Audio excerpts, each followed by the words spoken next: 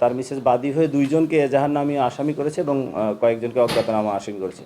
এক নম্বর যিনি আসামি হয়েছেন আপনারা জানেন যে এই আলমগীর যিনি ভিকটিম তার একমাত্র মেয়ের জামাই, যার নাম পরশ।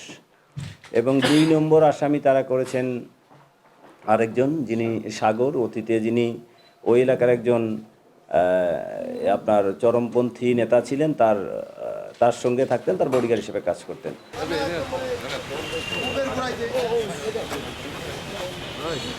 যে গতকালকে সন্ধ্যার সময় ৭টার দিকে আলমগীর নামে একজন ৭ নম্বর ওয়ার্ড বিএনপির যিনি যুগ্ম সাধারণ সম্পাদক ছিলেন, দুর্বৃত্তরা তাকে মাথায় গুলি করে এবং পরবর্তীতে তাকে 7:30টার দিকে এই যশোর জেনারেল হাসপাতাল 250 শয্যা বিশিষ্ট হাসপাতাল কর্তব্যরত মৃত ঘোষণা করেন।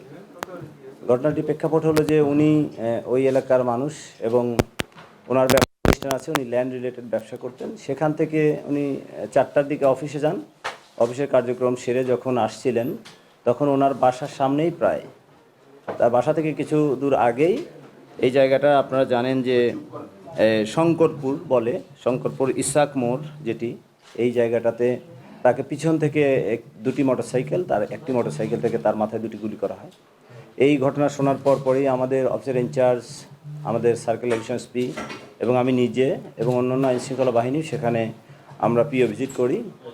তাদের আত্মীয়স্বজন থেকে শুরু করে আমরা বিভিন্নভাবে বিভিন্ন পক্ষে এবং সোসাইটিতে কথা বলে বিভিন্ন ধরনের তথ্য আসতে থাকে আমাদের কাছে। সেই তথ্য প্রেক্ষাপটে আমরা কয়েকজন সন্দেহভাজনকে আমরা জিজ্ঞাসাবাদের জন্য তাদেরকে আমরা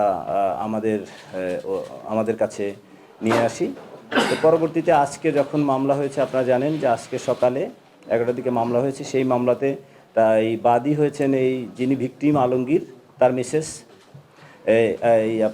তার মিসেস বাদী হয়ে দুইজনকে এজাহার নামে আসামি করেছে এবং কয়েকজনকে অজ্ঞাতনামা আসামি করেছে। এক নম্বর যিনি আসামি হয়েছেন আপনারা জানেন যে এই আলমগীর যিনি ভিকটিম তার একমাত্র মেয়ের জামাই, যার নাম পরশ। এবং 2 নম্বর আসামি তারা করেছেন আরেকজন যিনি সাগর, অতীতে যিনি ওই এলাকার একজন চরমপন্থী নেতা ছিলেন, তার সঙ্গে থাকতেন, তার বডিগার্ড হিসেবে কাজ করতেন। যাক, আমরা এই বিষয়ে আপনারা জানেন যে এই যুবদল যে নেতা, তার হত্যার সঙ্গে সঙ্গে আমরা আইনশৃঙ্খলা বাহিনী, বিশেষ করে পুলিশ, আমরা সমস্ত কার্যক্রম গ্রহণ করি এবং ছায়া তদন্ত শুরু করি।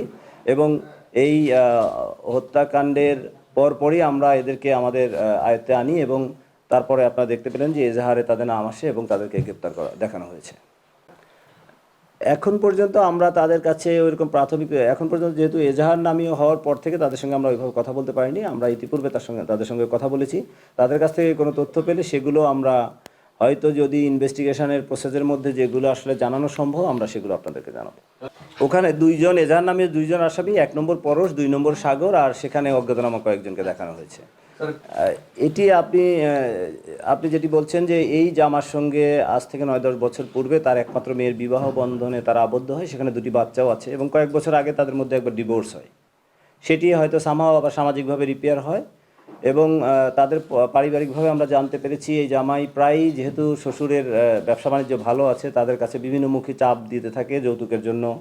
এ কারণে তাদের দাম্পত্য কলহ সবসময় লেগেছিল। গত কয়েক মাস ধরে তার বউ বাচ্চা নিয়ে তার স্ত্রী তার শ্বশুরের বাড়িতে থাকে এবং সে তাদের তথ্যমতে, তার পারিবারিক তথ্যমতে আমরা জানতে পেরেছি সে তার শ্বশুরকে এবং তার স্ত্রীকে দেখে নেওয়ার এবং তার জীবন অবসান করার বিভিন্ন ধরনের হুমকি দামকি দিয়ে যাচ্ছে।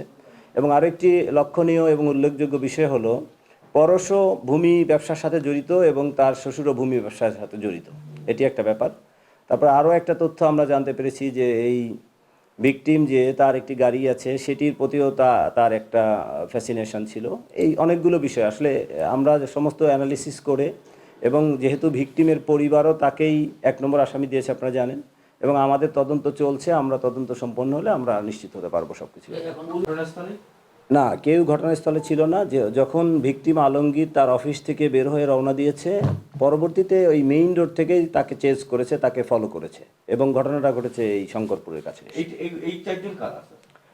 আসলে এই 4 জন কারা, এটা আমরা এখনও আইডেন্টিফাই করতে পারিনি। আমরা ভিডিও ফুটেজ সংগ্রহ করেছি, সেগুলো অ্যানালিসিস করছি, আমরা সিআইডির হেল্প নিব।